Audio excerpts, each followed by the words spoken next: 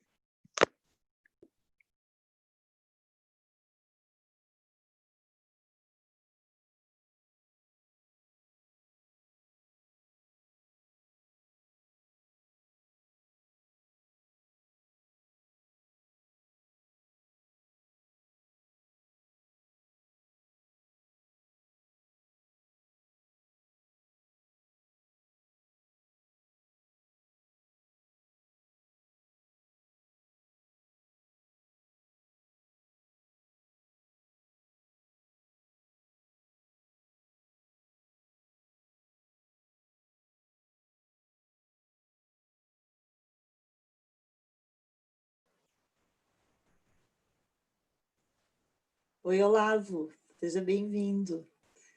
Estou aqui aguardando, nós estamos aguardando a entrada do professor na sala, não sei se ele teve algum problema com a sala, estou mandando mensagem aqui para ele, porque ele estava numa live anterior, ele está emendando uma na outra, e acabou atrasando. Peço desculpas aí a todos vocês. Vamos aguardar aqui.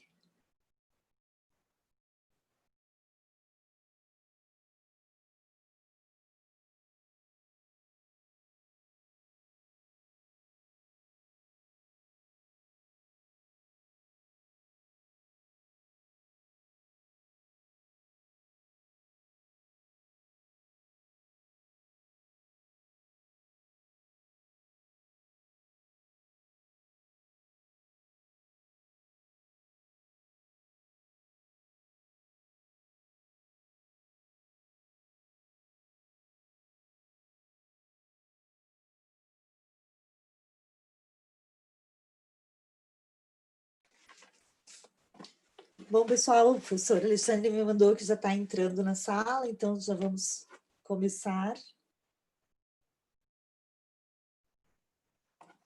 Salve!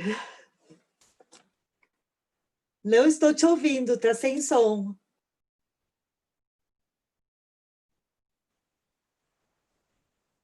Teu som está bloqueado aí, Anne. Agora deu? Agora deu? Ah, agora deu. Poxa, Seja bem-vindo. Eu tô maluco da vida. Eu achei que a minha live era às 20 horas. Eu tô ficando absolutamente Sim, você viu que alucinado. eu te dei uma cutucada lá na outra live e falei, tô te esperando. Aí eu pensei que era às 20. Eu disse, até falei, ó, tu vai de live às 20 horas lá com a Lu e tal. E eu disse, meu Deus, eu tô ficando maluco. Desculpa, pessoal, quem tiver aí. Coisas da audiência, me perdoe, o carro furou, o pneu furou e assim por diante. Desculpa, Lu. Ali, você dispensa apresentações, mas de qualquer forma, eu vou falar brevemente aqui para aqueles que ainda não conhecem, o que eu acho que é difícil. O Alexandre Moraes da Rosa, ele é juiz no Tribunal de Justiça em Santa Catarina. Ele é professor na graduação, no programa de pós-graduação de mestrado e doutorado da Univale. Ele é autor de várias obras, dentre elas um dos meus preferidos, que é o Guia do Processo Penal conforme a Teoria dos Jogos. E não estou com ele aqui porque estou na casa dos meus pais, te falei, senão já ia fazer uma propaganda, porque é um baita livro que eu aconselho a todos os meus colegas, advogados atuantes da área, a lerem. Vou falar que é um dos livros, aliado a um dos livros do Ori Lopes, foram os livros que abriram a minha cabeça assim, e me tiraram daquela caixinha formatada que às vezes a gente se engessa na atuação profissional. E hoje é uma satisfação, uma alegria muito grande ter você aqui, Ali. Você sabe que eu tenho uma estima muito grande por ti, pela tua pessoa, não só pelo grande profissional, mas pelo amigo que você se tornou, pela força que você me dá profissionalmente e também pessoalmente, né, nas vezes em que eu precisei, sempre foi muito parceiro, muito amigo, e eu sou muito grata a ti. Mas, como a gente tem um tempo curto e tua agenda é longa, e eu sei que depois vem perguntinhas, vamos então direto ao que interessa. Hoje, nosso convite para o professor Alexandre foi para a gente falar um pouquinho sobre as habilidades necessárias para um bom acordo de não persecução penal. Essa novidade que veio aí, né, com o pacote anticrime, que está em vigor, a gente já tinha um conhecimento acerca disso por conta das resoluções do Conselho do Ministério Público, mas agora que vem com mais ênfase por conta da lei. E o que você nos aconselha aí, Alexandre? Vamos conversar um pouquinho sobre isso. Primeiro, Lu, mais uma vez, obrigado, né? Estar aqui com vocês e discutindo essa temática que nos últimos tempos tem tomado de assalto os advogados, né? Os advogados, não só advogados, mas promotores. Eu tenho trabalhado com vários promotores que também têm muita dúvida acerca de quais são os limites, como é que se pode fazer uma cláusula, justamente porque, embora, como você bem alinhou, nós tivéssemos duas resoluções, a 181 e 183 do Conselho Nacional do Ministério Público, era uma prática que não tinha tido ainda uma aceitação plena, há muita rejeição por ausência de normatividade expressa, e o pacote anticrime deu aí no 28A a possibilidade de fazer acordo na persecução penal. A nossa lembrança, tanto minha quanto da Lu e de boa parte das pessoas que aqui estão, é a lembrança da 9.099. Na 9.099, nós tínhamos a transação penal, que era uma audiência realizada pelo conciliador, ou às vezes pelo juiz, mas em geral com a participação do Ministério Público, em que você tinha uma proposta praticamente limitada, aquelas do artigo 43, as penas do artigo 43, que era a cesta básica, pena de prestação pecuniária, coisas do gênero, que você dialogava ali na frente, rapidinho, como se fosse uma compra e venda de uma única rodada. O que nós vamos ter como outro exemplo é o artigo 81, o artigo 89, que é a suspensão condicional do processo, que também, depois de recebida a denúncia, o juiz oferecia a possibilidade de suspensão condicional do processo, que já vinha previamente dada, muitas vezes, na denúncia, mesmo que a proposta do Ministério Público, se fazia algum regateio, algum parcelamento, alguma alternância, mas ali também o objeto da negociação era muito limitado. Uma delação premiada, que ganhou fôlego depois da 12.850, nos crimes famosos, e aí vocês estão no Paraná, sabem muito bem o que significou a Lava Jato nessa divulgação, por assim dizer, da colaboração premiada, nós tivemos a ampliação. E boa parte dos advogados que estão aqui, dos profissionais de direito, se perguntar quem de fato sabe como funciona uma colaboração premiada, poucos poderão dizer. Não adianta querer ler livros e ler a 12.850, porque você não consegue dar conta das práticas reais pelas quais a colaboração premiada acontece. Nós tivemos um grande momento na colaboração premiada, em que, a partir da colaboração do Paulo Roberto Costa, homologada pelo Supremo Tribunal Federal, nós criamos um patamar de negociação, e esse patamar de negociação implicou na ruptura dos limites do artigo 4º da lei e da pena pré-fixada, que não era a previsão, e uma certa alteração pela Lei 13.964, o pacote anticrime, o embrulho anticrime, porque tornou nula as cláusulas que foram de conformidade com o artigo 4º.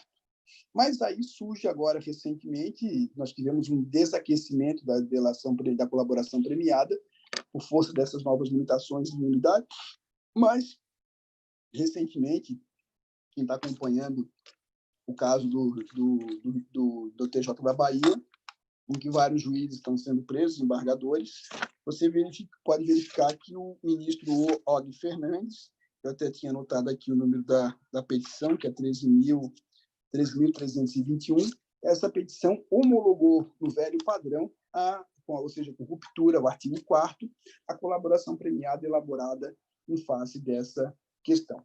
E isso torna o nosso desafio um pouco maior, porque esses padrões de negociação não são os próprios que você encontrará no acordo de não persecução penal. Ele não é necessariamente uma apropriação do bargain, ou seja, não é uma lógica de negociação ampla e restrita como nós vemos no ambiente americano.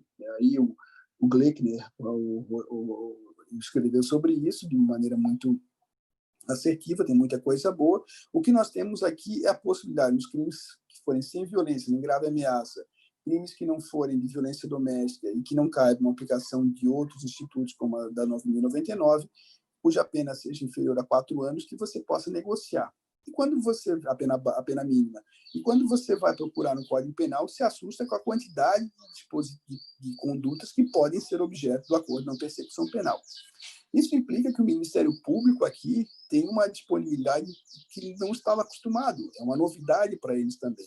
Então, eu tenho trabalhado com promotores, o João Porto, por exemplo, que eu fiz um podcast lá no Criminal Player e vários outros, em que nós trabalhamos as dificuldades do acordo de não persecução penal vinculados à dinâmica do Ministério Público. Então, você tem promotores do interior, promotores que estão lá fazendo audiência de família, audiência de infância e juventude, e de repente tem que negociar um acordo de não persecução penal. Qual é o padrão? Como é que você estabelece? Eles não têm muitos referenciais.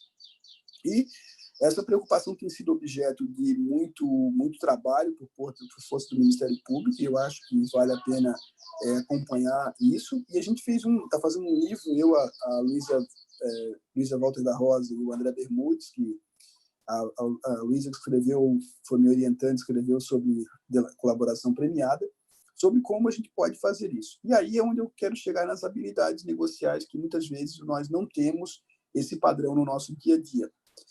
Quando eu vou comprar, quando vocês vão ao supermercado, por exemplo, vão lá no no fato, comprar um litro de leite, vocês compram um litro de leite, compram iogurte, passam no caixa e não tem como negociar com a caixa lá, ó. Ah, deu R$ 20. Ah, eu quero pagar 19. A caixa não tem disponibilidade de fazer acordo, ela não tem essa possibilidade. Então, você perde tempo se quiser brigar por uma discussão.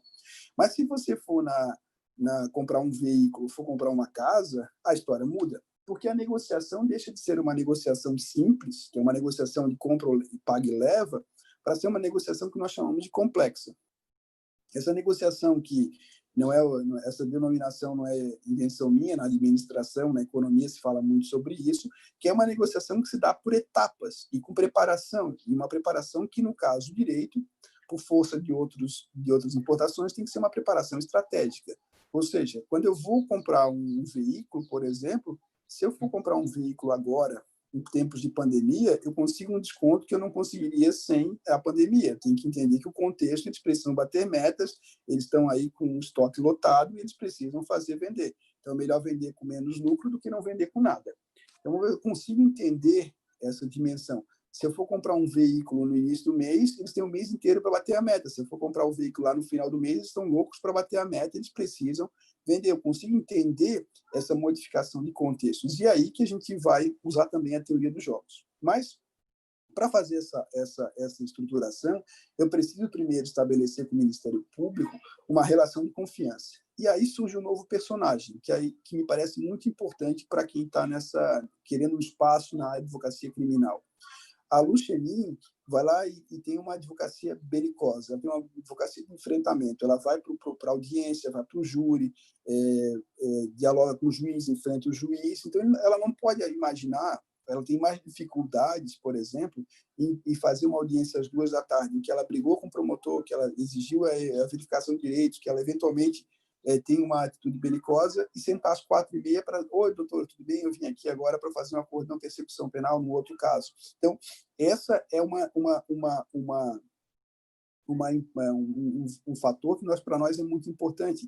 Entender que muitas vezes o profissional que se dedica ao acordo de não persecução penal, ele talvez tenha que ficar só nisso. Ele tem que ser um player que vai trabalhar associado com vários escritórios, cidades menores, ou no escritório alguém que faça e que entenda essa dimensão. E ele vai estudar a questão. Não vai estudar a questão de maneira objetiva, ele vai estudar a questão... É uma nova vertente, né, Alexandre? Porque, na verdade, você acaba sendo um negociador dentro do processo e não tendo mais aquela atitude combativa, mas uma atitude mais no sentido de colaborativo, né, de ser mais colaborador. É um outro perfil, uma mudança cultural dentro do processo penal mesmo, né? E até na postura do próprio advogado criminalista. Acho que é interessante para quem está começando até no criminal, porque a gente tem muitos vícios, né, da profissão. Eu acho que para quem está começando nessa nova cultura, vai ser muito mais fácil de assimilar isso, e até nos seus tratos profissionais, na relação com o promotor, com o juiz, num outro patamar, num outro aspecto, né? Como aconteceu até recentemente com o processo civil, que passou por toda essa mudança em razão das novas composições, dos novos métodos de autocomposição, né? Pois o Alexandre Fraga, Caroline Camargo, Emanuele, o João Prado e assim por diante, quem está aqui talvez não tenha tido na graduação nenhuma aula sobre como negocia no processo penal. E aí a gente está fazendo nessa trajetória para construir uma habilidade adequada mesmo. O que a gente tem pensado é em fazer um trajeto. E o Juan Carlos Vezula é um mediador mundial, aí, trabalha no mundo inteiro. Eu trabalhei com ele na implementação da justiça negocial em Portugal. Nós tivemos um Instituto de Mediação Arbitral de Portugal, do qual ele era diretor, eu também fui diretor de lá. E a gente está fazendo um curso, um módulo para explicar o que significa a negociação para a escola de Harvard, que tem um livro famoso no Brasil, Como Chegar ao Sim. Então, a gente vai buscar aspectos objetivos, aspectos subjetivos, entender como é que você faz um desenho do conflito, como é que você estrutura aquela questão, quais os cuidados mínimos que um advogado tem que ter. Por exemplo, ele não pode levar o cliente dele para o gabinete do Ministério Público já, porque os prejuízos podem ser enormes. O cliente não pode falar no primeiro momento, ele não tem que chegar ali e confessar. Tem que primeiro você... Como seriam os passos, por exemplo? Vou dar um exemplo muito simples. A primeira coisa, a Lu Chenin chega para um cliente que é possível acordo na persecução penal. Eu sugiro aqui fazer um acordo na persecução penal, porque a nossa prova é difícil, vai ter um grande trajeto, os custos são enormes, pode ter condenação, o acordo na persecução penal. O que a gente vai fazer? calcular a pena possível. Ó, a pena, nesse caso aqui, se você condenado for, tem a tendência 59, atenuantes, agravantes, causas especiais, a pena é de 3 anos. A pena é de 3 anos e a multa é de tanto. Esse é o seu padrão. Se tudo der errado no final, a tendência é que você seja condenado a isso. Eu quero fazer um acordo com o Ministério Público. Esse acordo com o Ministério Público, eu preciso saber até quando eu vou chegar. Quanto você tem de dinheiro de multa, quanto você pode trabalhar, mas o mais legal do acordo não persecução penal é que, em geral, você tem que fugir da lógica da aplicação da pena. Em que sentido? Você parte dela, mas o inciso 4º do artigo 28A autoriza que você tenha propostas heterodoxas, por assim dizer. O cara é eletricista, o cara é dentista, o cara o que ele faz, você pode usar que ele vai dar 10 horas de serviço como eletricista para a rede municipal de assistência social. Então, você pode criar alternativas ainda a isso. E o fator que tem mais prevalecido é realmente o valor do dinheiro. Então, o cliente da Lu diz assim, ó, eu posso pagar R$5.000. Esse é meu teto. A Lu não vai chegar lá para o promotor e vai dizer, ó, eu vim aqui para pagar R$5.000. Ela vai precisar primeiro entender qual é o perfil desse promotor. E nós temos 3 perfis. Um perfil rocha, um promotor que diz, ó, a minha proposta aqui é 3 anos de pena, regime semiaberto, ele vai cumprir um 6º, depois vai para o aberto, a multa, a prestação pecuniária é de R$10.000 e não tem conversa, é pegar ou largar. Quer ou não quer? Esse é o promotor rocha. Esse promotor rocha não é o padrão e não é o que, em geral, tem mais sucesso. Tem um promotor aleatório, que é aquele que você não sabe o que vai esperar. No dia ele faz uma proposta, no dia ele faz outra, esse também não é o padrão. O padrão é o flexível, que tem um limite de pena, né? Que tem um limite pelo qual ele não vai abrir mão daquele mínimo, mas ele também sabe que quando ele tem um ganha-ganha, ele precisa, se a pena vai dar no final 3 anos, ele não vai poder obter 4. Ele vai poder obter menos que 3. Então, se é 2 ou 1,5, se ele vai aceitar até 50%, até 30% da pena, você tem como descobrir em face das interações anteriores que ele já fez. Quais os acordos de não persecução penal que já foram elaborados? Qual foram os advogados que já fizeram? Você tem que buscar estabelecer qual é o perfil com quem você está negociando. E aí, depois, você foi no gabinete promotor, chegou a acertar isso, olha, meu cliente tem interesse, qual seria a proposta? Vai perguntar qual é a proposta de vocês. Ah, doutor, aqui a proposta nossa seria o quê? Você vai ter que dar menos do que você pode no final para poder chegar numa negociação. E aí é um desafio de poder você entender essa lógica negocial, que não é uma lógica simples, porque você tem que entender o momento, tem que voltar e dizer, ó, vou falar com o meu cliente, voltar com o meu cliente, ele não conseguiu agora, ele está procurando dinheiro, posterga por mais 3 meses, por 6 meses. Você tem que entender o contexto também, qual é a quantidade de processo que está tramitando, vai esperar, porque o advogado tem que perceber uma coisa no acordo de não persecução penal. Se ele consegue homologar o acordo antes da denúncia, não tem o exercício da ação penal. Então, para fins de antecedentes criminais do sujeito, nem denunciado ele foi. Então, isso pode ser interessante para ele. Daí, a hipótese de você tem, o promotor também sabe que o advogado tem pressa, tem urgência. Depois que foi exercida a denúncia, ele não tem mais pressa, porque ele vai ter até o final do processo para poder fazer o acordo. Mas não pode deixar cair a sentença condenatória, ou chegar na sentença condenatória, porque aí as possibilidades de desconto são menores, porque você já teve o trajeto da execução, mas a qualquer momento pode ser realizado. Então, todos os processos que estão em tramitação hoje e também nos inquéritos é um grande mercado que é pouco explorado. Não seria muito legal de você, se tem 10 inquéritos, você fazer uma advocacia proativa e buscar fazer acordo na persecução penal, não esperando que o promotor vá exercer a ação penal? É muito legal. Então, você tem um mercado aí que é pouco explorado. Levantar, prospectar, essa questão me parece importante. Então, você tem o quê? Você tem que entender o desafio primeiro cognitivo, entender muitas vezes que a vítima tem um papel de protagonismo em todos os crimes que tem vítima, buscar quem é o advogado da vítima, fazer um acordo com ela, você dá um contrato, que ela dá a quitação em relação aos danos, isso é muito significativo, já chega para o promotor e ele não tem a variável da vítima, a vítima já está satisfeita daqui, ó, putz, já quitei. Isso diminui o risco moral do promotor. Ele vai poder aceitar. Então, você entender como isso acontece, associado ainda à investigação defensiva, que é uma das possibilidades, porque não tem instrução.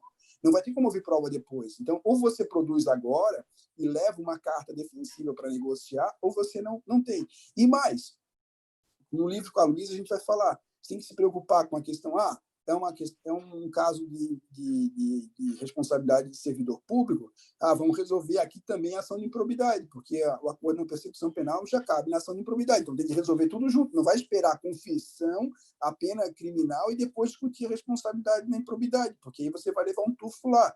Tem que pensar qual é a responsabilidade fiscal, tem que pensar a responsabilidade tributária, porque às vezes o cara vai dizer que roubou dinheiro, por exemplo, recebeu dinheiro. Como é que ele vai declarar isso no imposto de renda? Ele está declarando que recebeu 1 milhão, ele vai devolver. Isso tem efeitos fiscais, porque ele vai ter que retificar a declaração do imposto de renda dele, vai ter que colocar ou não vai ter que colocar. Então, tem que pensar todos esses detalhes para que no acordo de persecução penal você feche todas as pontas, evitando que vá ter uma surpresa depois do acordo firmado. E, para isso, os advogados, em geral, e os formados em direito, promotores, não têm uma formação de direito civil, que é o que a gente está querendo fazer. Eu escrevi um livro com a Raquel Mazuco, que é a delação premiada como negócio jurídico, em que nós vamos mostrar a importância de entender o que é autonomia privada, o que é uma anulabilidade, o que é uma cláusula nula, o que é venir contra facto próprio, o que é cumprimento substancial, como você elabora uma cláusula. A questão da boa-fé objetiva também, né? Porque eu acredito que tenha toda essa questão também é importante na questão do acordo, até pelo pós-acordo depois. Mas eu queria te perguntar uma coisa, dentro de tudo isso que você falou, tem algumas dúvidas, até porque elas surgem no decorrer da... Por exemplo, o sujeito, a maioria dos investigados não tem advogado acompanhando nessa fase de inquérito, né? Então, muitas vezes chega lá para o inquérito, os autos de inquérito para o Ministério Público, às vezes até tem uma confissão na delegacia, mas muitas vezes até pode não ter essa confissão e ele não tem um advogado e não tinha esse conhecimento de que poderia ter um acordo que lhe favorecesse. E sendo a condição hoje um requisito para o acordo de não persecução penal. Como que tu visualiza isso? Porque eu tenho um entendimento acerca disso, assim, em relação à confissão, porque, na verdade, é o meu ponto crucial ali no acordo de não persecução penal, é onde eu vejo assim que, para mim, assim, a lei falhou nesse aspecto, você já partiu com uma admissão de culpa, por vários reflexos que isso vai ter depois do decorrer do processo, até se esse acordo não sair. Né? Se essa confissão seria válida para outros fins, se ela não seria, eu, como advogada, faria um termo de confissão já colocando ali que ela serve exclusivamente para fins de acordo de não persecução penal, de modo que, se não for firmado, seja retirado do processo. Mas a gente sabe que isso pode trazer alguns conflitos, né? E até se essa confissão poderia, por exemplo, ser usada no cível. Então, eu vejo, diante dessa confissão, vejo várias questões que são problemáticas. A maioria dos investigados, não tendo um advogado nessa fase de investigação, não sabem como se portar, de repente confessa ali, mas está sem a presença do defensor. A lei não traz de que forma teria que ser essa confissão, não traz o momento em que teria que ser essa confissão e não traz uma validade dessa confissão. Então, tudo são construções. Alguns respaldos a gente tem, até usando um pouco, até das próprias resoluções do Conselho do Ministério Público, é onde eu tenho verificado, tenho lido bastante acerca dessas resoluções para poder me pautar em relação ao acordo de não persecução penal, porque a lei deixa uma margem muito ampla, deixa muito aberto, e é claro que essas discussões vão surgindo. Né? O Ministério Público denuncia porque verifiquei que não teve confissão. O cara está sem advogado. Então, eu entendo que antes de oferecer uma denúncia teria que ser oferecida essa oportunidade de dizer, cabe acordo, preenche os requisitos, há possibilidade de confissão, vamos entabular esse acordo, não vamos, como é que funciona? Já que o acordo, para mim, ele precede uma audiência, ele tem que ser feito em gabinete, por exemplo, com o promotor. Como que você visualiza isso, Alexandre? A confissão aqui, ela tem um aspecto definido, é uma compra e venda do negócio jurídico determinado. Então, tem um objeto que é a manifestação da vontade. A confissão, eu não sou contrário por um motivo primeiro, assim, que é da hipótese de você não aceitar que alguém compre a responsabilidade penal de terceiro. Não pode só chegar lá e o autor da conduta foi o João chega lá e diz fui eu. Não, tem que saber um pouco de detalhes para evitar a confissão o terceiro, barriga de aluguel, como a gente vai poder falar. Mas essa confissão tem que ser negociada também. Então, o que a gente vai fazer? Nesses trâmites negociais, cabe ao advogado fazer o trabalho de garantir os direitos fundamentais do seu cliente e dizer, a confissão será realizada nos seguintes termos. Muitas vezes levar essa confissão impressa, doutor, ele vai ler essa confissão aqui. É isso o máximo que ele vai fazer. Por quê? Porque essa confissão, ela em geral tem que ser gravada, mas ela tem ainda o exercício dos direitos fundamentais. Então, eu não posso, me parece, seria muito ingênuo de um advogado deixar que a confissão seja, começamos a gravar, o senhor tem direito de permanecer em silêncio, aqui não está para fazer um acordo na persecução penal, queria que o senhor, a verdadeira imputação que lhe é feita não é para realizar um interrogatório nos moldes daquele, mas para que você busque elementos mínimos vinculados à conduta criminosa. O sujeito adere, que teve isso, que teve aquilo outro, os indicadores são convergentes, ele assume para fins de acordo de não persecução penal. E esse acordo de não persecução penal tem uma manifestação da vontade, e ele exerce a sua autonomia com foco, com o escopo. Né? O escopo é aquele. A utilização posterior me parece impossível justamente porque você tem uma manipulação das premissas, já que nem a acusação formalizada ele tinha. Se é um acordo, o acordo foi desfeito, aqui não cabe utilizar de indicadores antecedentes contra o sujeito, até porque uma negociação, e isso é um ponto que eu tenho sublinhado bastante, o sujeito não necessariamente ele é inocente, ele é culpado. Ele só avalia os riscos e verifica que vale a pena fazer um acordo de não persecução penal.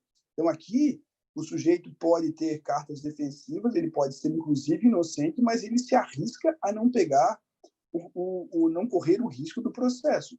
Ele pode ter indicadores. Então, o limite do negócio que ele realiza aqui é um limite em que ele vai... Quantas e quantas vezes você já atendeu clientes, eu tenho uma família de advogados, em que o cliente deles era inocente, mas não tinha indicadores. A prova era contraditória. Então, valia a pena, por exemplo, ele assumir.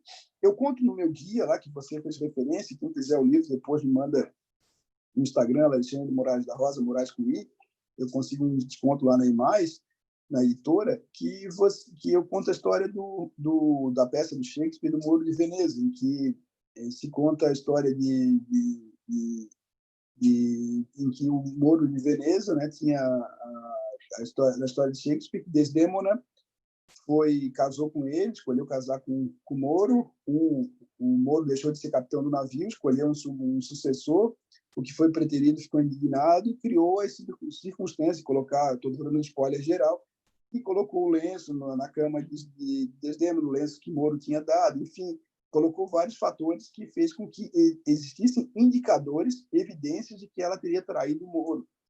E ela, diante daquilo, ela confrontada com a prova que foi criada, ela tinha algumas opções. Ela podia negar e ela podia assumir. Mas, para ela negar ou assumir, ela tinha que pressupor o que Moro ia fazer. Moro ia acreditar nela, independentemente do que tivesse acontecido, ou estava tão convencido que foi ela que não tinha chance de negar. Ela tem que fazer esse jogo mental, ela tem que fazer essa antecipação, que é típica aí da teoria dos jogos, né? Que é antecipar o que o outro pode perceber, e, com base nisso, decidir. Se há uma confissão que foi realizada com escopo definido e esse escopo é rescindido, nenhuma dos acordos pode ter efeito futuro. O problema é que a gente não tem como separar os juízes, daí a importância do juiz das garantias, que homologa o acordo de não persecução penal, e o juiz de julgamento, porque o juiz de julgamento não deveria ter contato com essa confissão antecedente, o conteúdo dela. Mas ele também já sabe, o juiz de julgamento, se houver algum indicador que houve acordo de não persecução penal rescindido, que o acusado confessou a conduta, porque não teria condições de fazer o acordo sem a confissão. O que torna o desafio do advogado um pouco mais complexo, porque ele não pode fingir que o acordo não existiu. Ele vai precisar sublinhar justamente essa cultura de que, quando eu faço um acordo dessa ordem, eu não estou necessariamente avaliando, tendo uma sentença em relação ao fato. Eu estou realizando, do ponto de vista pragmático, o estabelecimento de fatos e responsabilidade penal de maneira pragmática, de maneira consensual. E essa maneira consensual pressupõe uma avaliação de riscos. E, muitas vezes, eu Eu quantas e quantas vezes atuei em processos na unidade em que o advogado sabia que era melhor ter um parágrafo 4º do acusado que teve invasão de domicílio, e porque assim tem de maneira bizarra que os policiais podem entrar e encontrar droga depois, porque embora ele tivesse bons indicadores de que a prova poderia ser ilícita, com o tribunal que ele tinha, o tribunal que ele opera, é muito difícil essa tese ser acolhida. Então, ele valia a pena para o seu cliente, não obstante tivesse direitos processuais violados, aceitar uma sanção com parágrafo 4º, porque seria mais conveniente para o resultado final, a sua estratégia, do que ficar malhando em ferro frio. Por essa leitura estratégica do processo é que a gente me parece importante dar esse passo para compreender essas habilidades negociais, porque muito do sucesso, do insucesso, será por força do advogado. E aí, para responder a primeira indagação, de fato, nós temos uma ausência de paridade de armas desde o início, com a participação de advogados no primeiro momento, e a não existência de advogados na delegacia, na orientação técnica do ocupado, do acusado, pode ser desastrosa para ele, porque o conteúdo do seu interrogatório é desafiador.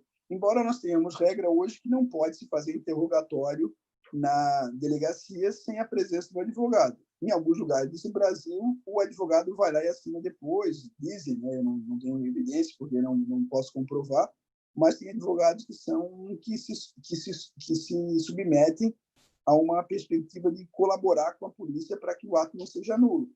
E aí tem um trabalho de realmente entender qual é a função. Esse processo que teve flagrante agora, é possível um acordo na persecução penal? Vale a pena ficar calado para poder depois negociar? Ou vale a pena falar?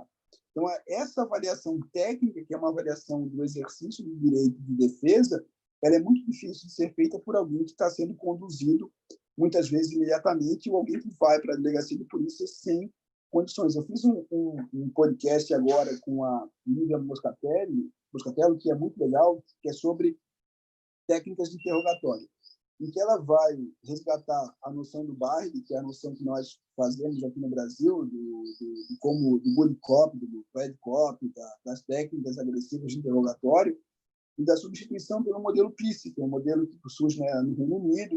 Então, o advogado que consegue dominar essas técnicas tem uma habilidade muito grande até para saber se o delegado é ou não um delegado que aceita que o acusado fale, o investigado fale de maneira aberta, ou que ele vai já pressupor a condenação do sujeito. Então, é nesse sentido, pessoal, que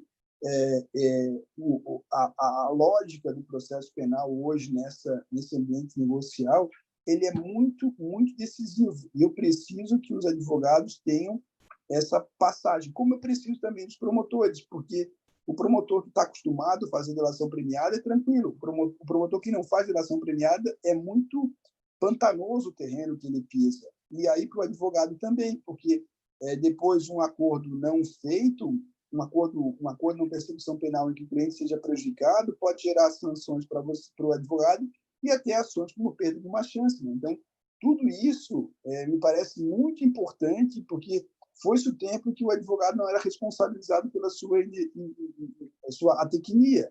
Então, se o cliente tinha possibilidade de um acordo na persecução penal, estava tudo evidenciado, ele confessou na delegacia, ele confessou em juízo, e o advogado não foi atrás de um acordo na persecução penal, que me parece que é um direito subjetivo do acusado, daqui a pouco tem ele processando o advogado por perda de uma chance. Então, me parece que não dá para ser amador numa hora dessa.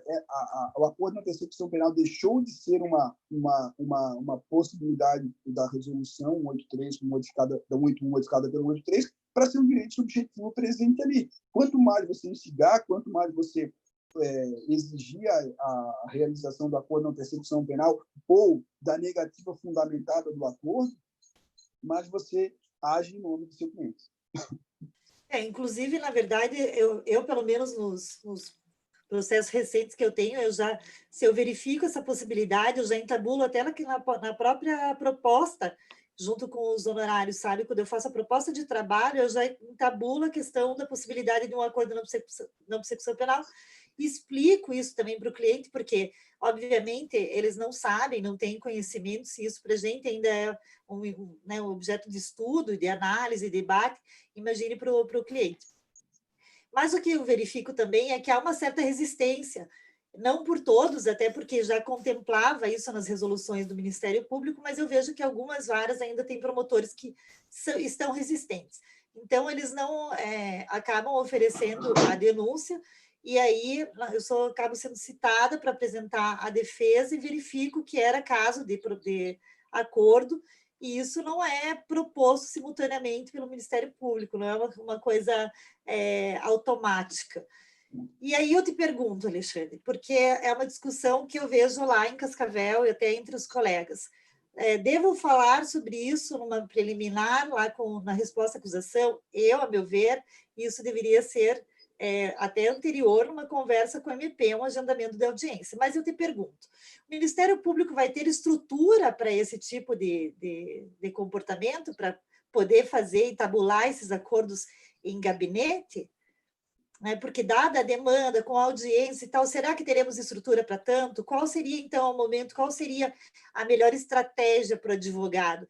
Seria, eu recebi essa citação de 10 dias lá, eu colocar já em preliminar a possibilidade de um acordo de não persecução penal, verificado que não vai ter a condição de absolvição sumária, porque, obviamente, se eu tiver prova que me capacite para uma absolvição sumária, obviamente que eu vou tentar absolver sumariamente, e até isso eu acho que é importante, porque às vezes o advogado novo, né, essa ansiedade também de, vou fazer um acordo, não visualiza que há possibilidades muito melhores para os clientes do que um acordo, né? E a outra questão que eu queria te colocar também, que eu verifico especialmente nos crimes de juizado, é a questão da justa causa. Né? Porque se não temos justa causa, é caso de arquivamento. E o que eu tenho verificado é que algumas questões que não têm justa causa vão para o juizado, para uma transação, por exemplo, e não é evidente a justa causa. E eu acho que as pessoas têm que prestar atenção, porque o arquivamento ele não é um requisito, né? Não é uma possibilidade. Se pode ter o arquivamento por falta de justa causa, não tem que se falar em acordo de não persecução penal.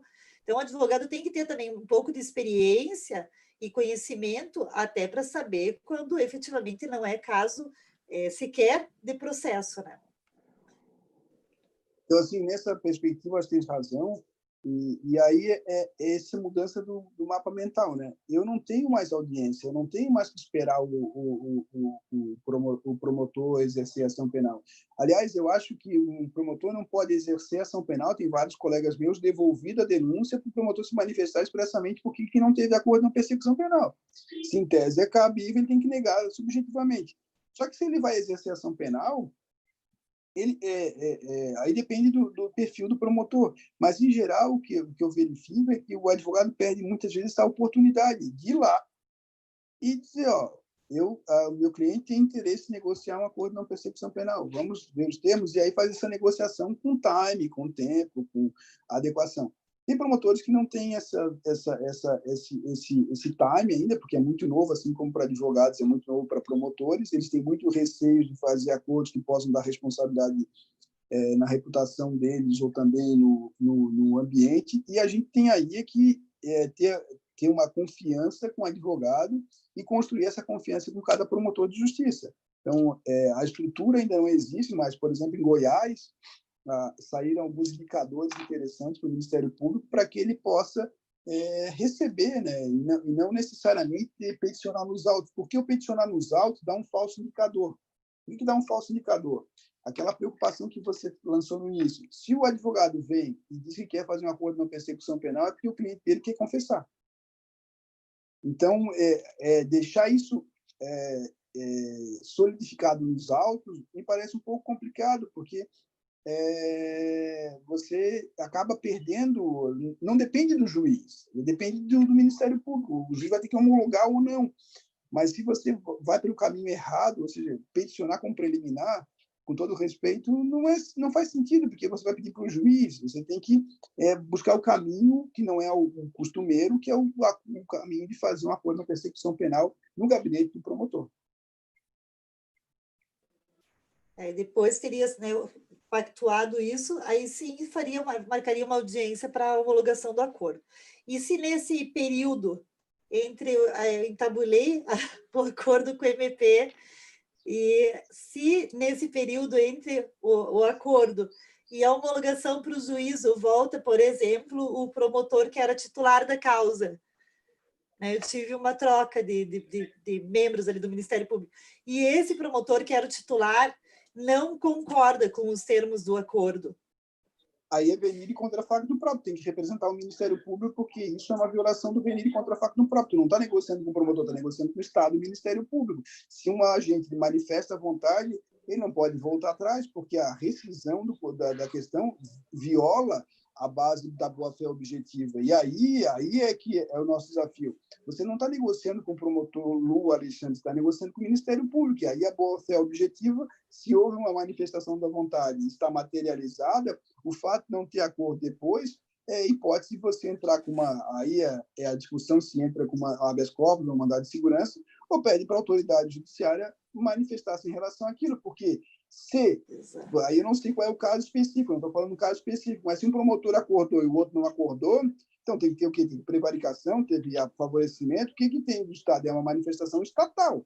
E se essa manifestação estatal pressupõe boa-fé, a boa-fé objetiva tem que prevalecer. Se houve a manifestação do Estado por um representante seu, nós não podemos ter a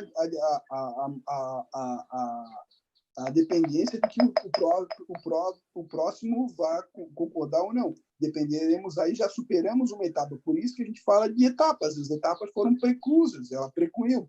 O juiz pode não homologar porque não entende o suficiente, por exemplo, para as finalidades da pena, mas do Estado já houve a sua respectiva manifestação. Porque o venire contra factum próprio, que é o comportamento contraditório, ele é fundamental aqui. Se eu não tenho confiança de negociar com o membro do Ministério Público, eu dependo de voltar um titular ou ir sair de férias, isso é contra tudo que se pensa na justiça negocial. Eu tenho uma manifestação da vontade. Não interessa se agora o advogado mudou o advogado, porque se o advogado muda, e por isso a preocupação, e você faz muito certo, e ter isso já no contrato, porque se não tiver no contrato, depois a sua reputação pode ser prejudicada em face disso.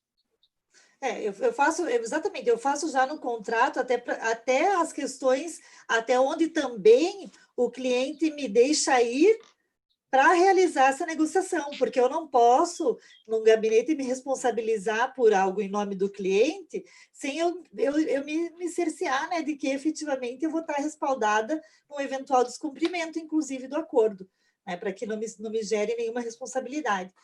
E uma outra pergunta que eu queria te fazer é em relação, se você entende que eu, aderindo ao acordo, em caso de não ser cumprido, e daí efetivamente é denunciado e prossegue o processo, se automaticamente eu perderia, por exemplo, a possibilidade de uma suspensão do sursi processual. Não, porque aí o sursi é antecedente até, né, porque pelo 28A, a ideia é que se cabe sursi, não cabe acordo na persecução penal, porque seria mais benéfico ao agente receber o sursi. Mas aí ele pode dizer, não, eu não quero fazer a sursi, eu quero fazer o acordo na persecução penal. Exato. É possível isso? É possível. Agora, em tese, a gente teria primeiro a superação da transação penal e do sursi processual para depois chegarmos ao acordo na persecução. E eu te pergunto uma outra questão. Se eu tiver, por exemplo, um crime conexo, um crime que era do juizado, vamos supor, e que foi para a vara criminal em razão da conexão com a outro crime, e o somatório de penas me permite um acordo de não persecução penal. Mas vamos supor que o meu crime do juizado seja uma lesão corporal leve. Aí, eu tenho ali no artigo 28A, uma das condicionantes, dos requisitos, é de não ter violência ou grave ameaça. Nesse caso, veja, no juizado, o meu crime, a minha infração ali, ela me possibilitaria uma transação, correto? Por força da conexão, meu processo foi lá para a vara criminal. O meu crime, ele também me possibilitaria um acordo na prescrição penal. Somadas as penas, estaria ainda dentro do teto garantido pela lei. Mas eu tenho a questão da violência ali, por conta da lesão leve. como que se resolveria isso? Seriam apartados? Para um eu aplico o acordo, para outro transaciono, ou tendo em vista que eu poderia transacionar lá no juizado, obviamente eu poderia propor ali já no mesmo pacote um acordo. Como que você vislumbra isso na prática? Esse é um dos paradoxos das aporias do sistema, porque se eu aceito que o bem jurídico tutelado tem como modulação de valor a pena aplicada, eu não posso aceitar que seja proibido o acordo na persecução penal, justamente porque é a lesão corporal. Então, tem muitos promotores que têm trabalhado uma perspectiva teleológica, juntado tudo e feito um acordo na persecução penal para todos os efeitos. Mas se você pegar uma interpretação by the book, assim, que exclui o 129, você teria, pela mesma situação, tanto um acordo na persecução penal como uma transação penal, o que seria prejudicial ao agente. Então, aí está o papel de poder negociar e, eventualmente, aumentar o patamar da negociação para poder juntar as duas e implicar e publicar e fazer o acordo. Então, realinha, relegitima aquela questão primeira que nós falamos, do papel do advogado conseguir mostrar para o promotor que ali ele vai ter uma pena de 6 meses, uma transação penal, e que ele aceita 7 meses de lesão corporal leve, ou seja, que ele vai somar e, mesmo assim, ele vai ter um benefício maior, vai construir, vai pagar para a vítima uma indenização. Ou seja, ele o trabalho de construir um ganha-ganha e pode chegar ao 5. Eu verifico eu penso da mesma forma, assim, mas porque são entraves que a gente vai vendo na prática, né? São as questões, situações que, obviamente, a gente vai ter que enfrentar, vão acontecer, e a gente tem que saber como que se pode, de que forma que a gente vai costurando isso. Dos questionamentos que já me fizeram foi acerca da questão da possibilidade, por exemplo, de acordo na persecução penal na audiência de custódia. Eu já sei o que você pensa sobre isso, que eu já ouvi você falar em alguma dessas lives que eu assisti. E eu vi que, inicialmente, até o projeto deles, não foi o que ficou na lei, né? Mas o projeto inicial lá do projeto do Alexandre de Moraes, faltou uma rosa nele para ele ser o melhor, eu vi que, inicialmente, o projeto trazia, inclusive, que o momento era esse, né, da audiência de custódia, o que eu acho um equívoco, porque a gente mal conhece o cliente, enfim, para poder estar entabulando isso. Mas o que você pensa? Também não há nenhuma vedação, a meu ver. Vou pensar o contrário. Quando cabe audiência de custódia? Nos crimes com pena que menor de 4 anos, você vai ter audiência de custódia? Você vai ter... Não vai ter, né? Então, em todos os crimes você não vai ter. Quando chega numa audiência de custódia, por exemplo, em que o promotor vai dizer assim para a Lu, Lu, seguinte, na audiência de custódia, a acusação do teu cliente é do 33, caput da lei de drogas. De drogas. Eu aceito o parágrafo 4º agora, privilégio. 2 anos de pena, e isso. Você vai dizer não? Então, assim, esse o desafio. A audiência de custódia ela não é o melhor ambiente, mas eu não descarto que seja possível, porque o cliente de vocês tem uma questão que, e aí é uma das possibilidades de como a gente chama, de um gatilho, porque ele quer a liberdade, ele pode fazer um péssimo negócio, porque ele, analisando sem a prisão, mas considerando que ele foi solto imediatamente, é um benefício. Porque Sim. Você sabe que se o juiz deixar preso no 33, até você conseguir um HC, soltar o sujeito, ele ficou muito tempo preso. Então, tem que botar na conta dessa nova qualificação do crime a possibilidade do sujeito sair solto imediatamente. Aí que eu acho importante aquilo que você fala também sobre a questão da investigação defensiva, entendeu? Porque se você tem alguns elementos, você pode também se antecipar, né? Claro, vai depender muito, e é por isso que eu acho importante a questão da teoria dos jogos. Vai depender muito do perfil do promotor com quem tu está lidando também, para você poder fazer essa interpelação, porque às vezes você chega, antecipa algumas questões e o promotor é mais rígido, mais inflexível, e tu acaba até ferrando com as tuas teses depois, entendeu? Porque tu coloca todas as cartas na mesa e daí depois você acaba, às vezes o tiro sai pela culatra, entende?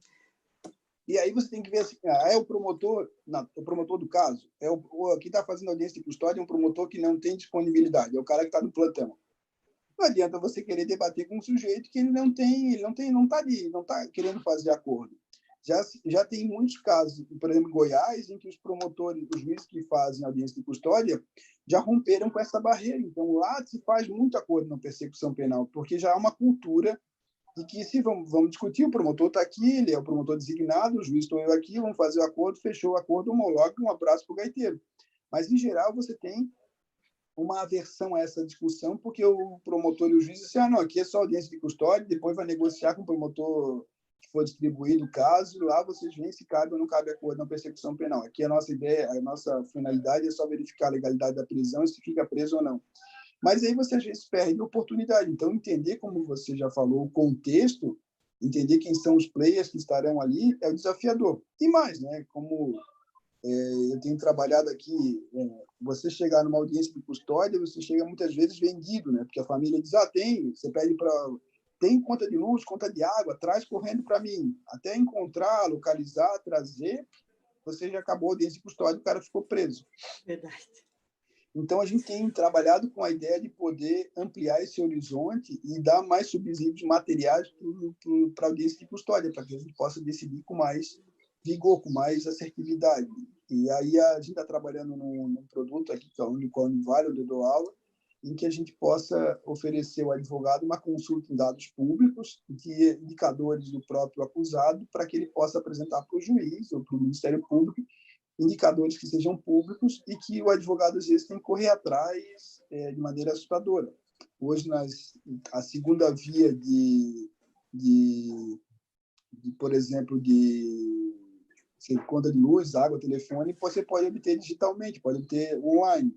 Só que isso, como é que faz? Então, a gente tem muitas dificuldades operacionais. A gente está tentando concentrar tudo isso num aplicativo em que você faça uma consulta dele e possa apresentar ao juiz indicadores de segurança de que não vai fugir, tem emprego, tem carteira assinada, está registrado, tem KNAI, tem empresa funciona. Então, essas diminuições do risco do julgador na hora da audiência de custódia, a gente tem trabalhado com o uso da tecnologia, que me parece importante também para todos os profissionais de direito, não só para juízes, como promotores e advogados, fundamentalmente, que poderão exercer e querer direitos com uma base documental, em geral, inexistente no momento, diante da rapidez com que a audiência de custódia, em geral, deveria acontecer.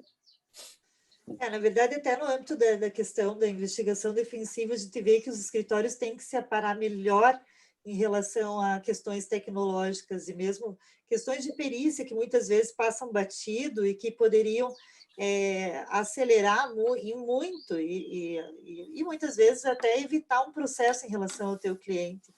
Quando você tem dados que comprovam que, por exemplo, ele não estava ali na cena do crime. Às vezes eu vejo que a gente está ainda atrasado em relação a todas as ferramentas que hoje são possíveis e não tão caras para se ter nos escritórios, né? Que com certeza vão melhorar muito a atividade. Tem o Gabriel Bulhões, que tem um site chamado Ethos Brasil, ethosbrasil.org, em que ele é um advogado do Rio Grande do Norte, escreveu um livro manual da investigação defensiva, que eu recomendo fortemente, eu fiz um prefácio, ele até tem um capítulo sobre a teoria dos jogos ali. E o que ele vai mostrar? Hoje em dia, muitos advogados não lançam mão disso porque acham que é caro, e não é caro. Tem coisa muito, muito, muito acessível. E o segundo é o seguinte, lá no escritório da Lu, para conseguir fazer uma estrutura como essa, a Lu não vai conseguir fazer de uma hora para outra. É um custo muito grande. Mas se ela juntar 10, 15 escritórios de advocacia do mesmo padrão e vocês se cotizarem para fazer um pool e o pool contratar alguém, fica diferente. Você não tem como, às vezes, colocar dentro de vocês um perito, mas pode todo mundo juntar dinheiro. Agora eu vi uma experiência muito legal, que eu não pedi para não contar de onde é que é, mas 4 advogados se juntaram, reconheceram que a investigação defensiva é fundamental para o exercício da atividade deles, fizeram o seguinte, juntaram uma cota de cada um, então fizeram uma cota dos 4 escritórios, e essa cota dos 4 escritórios criou uma estrutura separada deles para que possa trabalhar imediatamente, ou seja, aconteceu um flagrante, tem que analisar a cadeia de custódia. A cadeia de custódia pode ser, tem algum furo na cadeia de custódia, tem um profissional que ele já mantém regularmente e que é abastecido com o valor do trabalho. Então, o que acontece? Eles fizeram um mecanismo em que, quando se usa disso, uma parte dos honorários vai para esse bolo, para poder cada vez mais manter o serviço funcionando.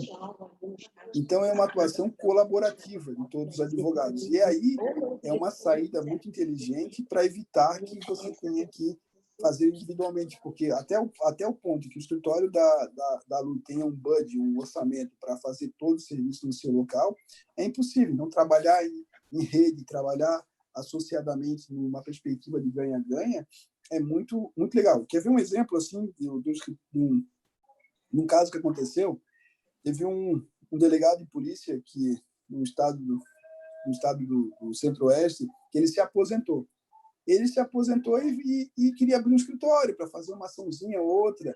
E os advogados pensaram, não, vamos juntar aqui um pool de advogados e vamos colocar o senhor para fazer investigação defensiva. Houve uma testemunha. É um delegado aposentado que foi tomar as cautelas, foi filmar, não é advogado da causa, não tem perigo de ser uma coação à testemunha, de obstrução à justiça. Ele criou um escritório em que ele faz atendimento para a produção de provas, de evidências vinculadas ao exercício do direito de defesa. Então, ele não tem uma atividade no foro, ele não defende, ele não faz defesa preliminar, ele não faz audiência, ele produz para aquela comunidade justamente elementos vinculados à investigação defensiva. E aí você pode esperar que alguém decida fazer isso. Ou se pode criar, em cada comarca, em cada lugar, tem as suas comissões vinculadas ao direito penal, ao direito digital, ao direito penal, e se faça indicadores dessa ordem nesse lugar. Então, o desafio é essa proatividade e não é isso. Assim não vai sair, né, Lu? Não vai sair, tem gente empolgada aqui. E aí... O pessoal da OAB aí, vocês estão com o microfone ligado. Deixou o seu junto? Pessoal da OAB, vamos aí. Pessoal da OAB, COFE, obrigado. Ficou até engraçado. E aí a ideia é isso. Então, essa proatividade que pode ser feita por profissionais do direito, ela é muito significativa. E eu acredito que as respectivas comissões podem ampliar o horizonte fazendo isso. Alguma coisa pessoal da OAB, não sei se ela falou para o pessoal da OAB. Olá. A gente falou que o pessoal da OAB está com o microfone ligado. Ali, a gente está caminhando já para o fim, eu passei até do tempo que a gente combinou, mas você me prometeu que ia encaminhar um livro para algum sorteado, então eu vou propor aqui para eles. Então, lá, eu vou mandar o short introduction, aquele que eu tenho para apresentar a teoria dos jogos, para quem for sorteado, depois a Lu manda para mim quem foi o ganhador, eu encaminho com muita alegria para vocês. Como a gente não tem como saber todo mundo que participou, porque tem alguns ouvintes ali no YouTube, então o que eu vou pedir é para que aqueles que queiram, então, concorrer ao livro do Alexandre, eu super recomendo, que façam um post dessa live, uma fotinho, enfim, no story, marca o Alexandre, e a gente vai fazer daí um sorteio a partir daí. Eu acho que fica mais democrático. Tem alguma outra sugestão, Ali? Marca você também, né? Porque aí você pode coordenar. Me marca o Alexandre e aí a gente faz o sorteio. Por que você saiu do vídeo, Alexandre? Você foi fumar o seu cachimbo, que eu estava com vontade, eu falei, me deu uma vontade até de fumar, eu estou aqui tomando chimarrão. Mas é que eu recebi uma ligação, e aí eu tive que desligar a ligação. Deixa eu te perguntar, então, só para a gente terminar aqui, que dica que você daria, assim, então, para os colegas, para os que estão iniciando? Eu ia falar mais algumas coisas da lei, mas a gente está com o tempo curto e tem vários aspectos que eu acho que ainda são objeto de questionamento, até no inciso 5º ali, quando fala daquela que está mais aberto em relação a outra condição indicada pelo MP. Tem um outro parágrafo lá que me incomoda bastante, que é no caso do juiz, por exemplo, não concordar com o que foi entabulado. E aí eu vejo... até queria saber a tua opinião, porque você é juiz, eu me senti bastante desconfortável com essa questão da lei, porque me parece que daí está dando para o juiz uma condição meio que de parte ali, entendeu? Eu não concordo. como que você vê essa? Só para finalizar, e aí você deixa um recadinho final e a gente segue o baile, você vai fumar teu cachimbo aí, eu vou tomar um vinho depois, para te fazer inveja, então. A ideia aqui é um controle realizado pelo juiz em dupla face. Um deles é sobre a manifestação da vontade da parte, né, que aí é a do investigado, do acusado, do seu advogado, que ele possa fazer o controle dessa confissão para que ela não seja forçada. E tem uma segunda face que eu não concordo, e aí é uma postura manifestamente acusatória, em que o juiz não tem que se meter naquilo que foi acordado pelo Ministério Público com um advogado, porque aí seria substituir a vontade e a autonomia das partes por um paternalismo estatal. Então, aqui eu acredito que haja uma lógica de paternalismo estatal, do qual eu supero, né? Eu não acredito que o juiz possa fazer isso, porque você não pode ficar à mercê de um juiz punitivista que vai entender que aquilo é pouco para fins de acordo na persecução penal. O que me parece importante é que você possa mitigar as situações esdrúxulas, né? Que as situações em que você não mantém uma certa coerência. Mas a ideia de se meter se é 3 meses ou 6 meses de pena, isso seria para além da autonomia privada, porque a ideia é um contrato, um negócio jurídico, ele pode ser nulo ou ele pode ser anulável. Então, ele é nulo quando ele não atende os requisitos de validade. Os sujeitos são capazes? Ministério Público de Defesa? Sim. O objeto é lícito? Sim. A forma é prevista em lei? Sim. Então, o juiz não poderia alegar uma cláusula de anulabilidade, porque a cláusula de anulabilidade depende de manifestação expressa da parte, gente, do direito civil.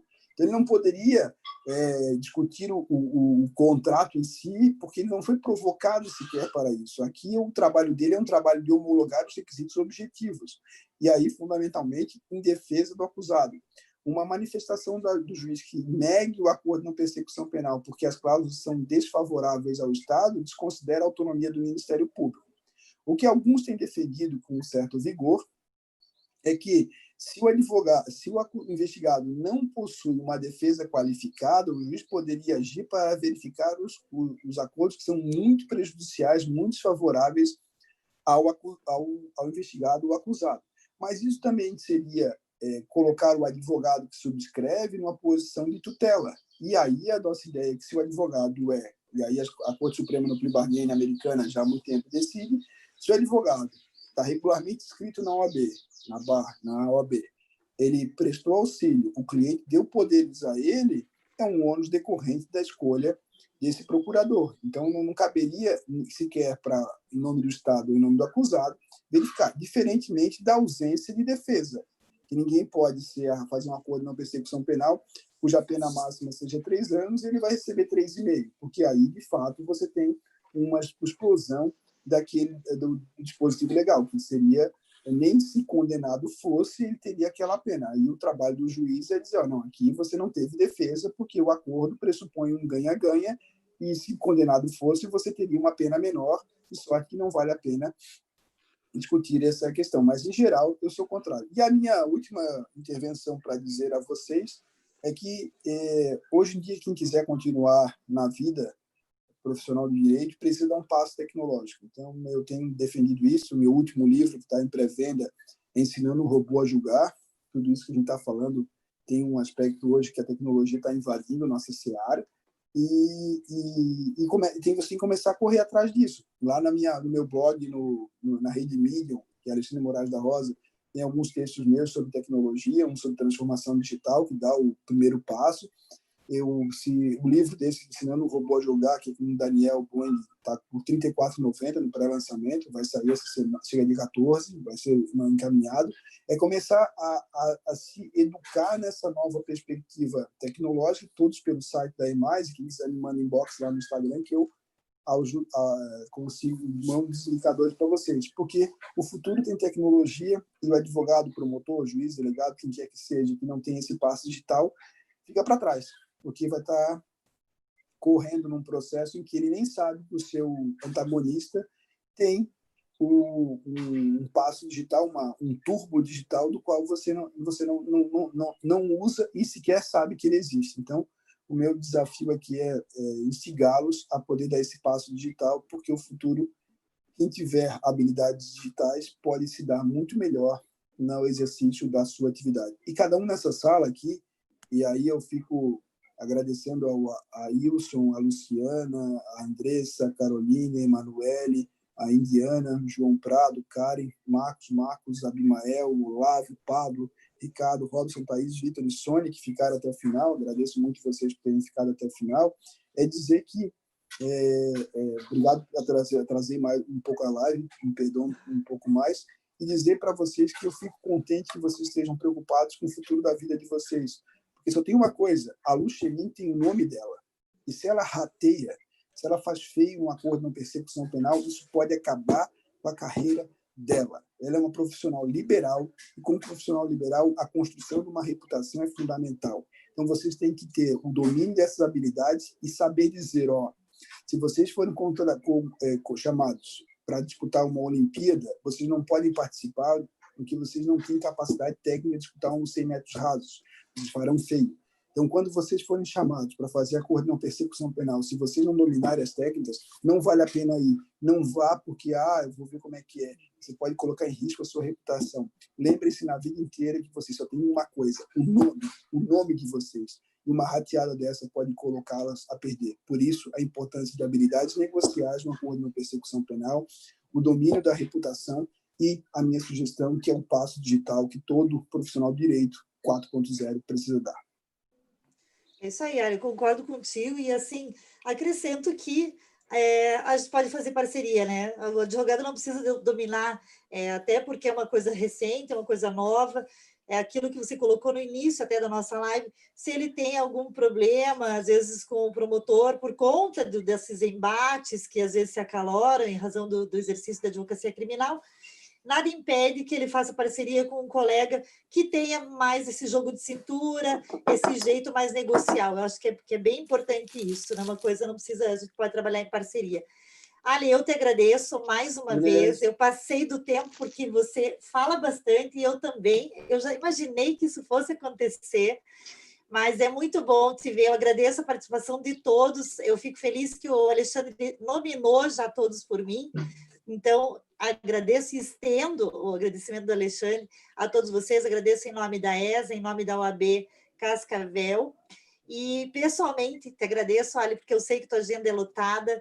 A gente já tinha até adiado uma vez, mas é muito bom estar contigo. Eu não vejo a hora dessa pandemia passar para que a gente possa se encontrar pessoalmente e tomar um vinho. E daí eu quero um pouquinho desse teu cachimbo aí. Daí dá para dividir o cachimbo, né? Depois da pandemia dá, né? Dá. Eu sou muito grato a você, eu admiro muito você. Eu sou uma amiga que a vida me deu e eu espero que a gente possa estar junto, superando as diversidades que estás passando. Conte comigo sempre, Lu, que gosto muito de você. Beijo. Obrigada, eu também gosto muito de você. Beijo. Tchau, pessoal. Tchau. Boa noite. Obrigada a todos. Até a próxima. Pessoal. Tchau, Lu. Tchau, Andressa. Tchau, todo mundo, pessoal. Tchau. Agora eu não sei desligar.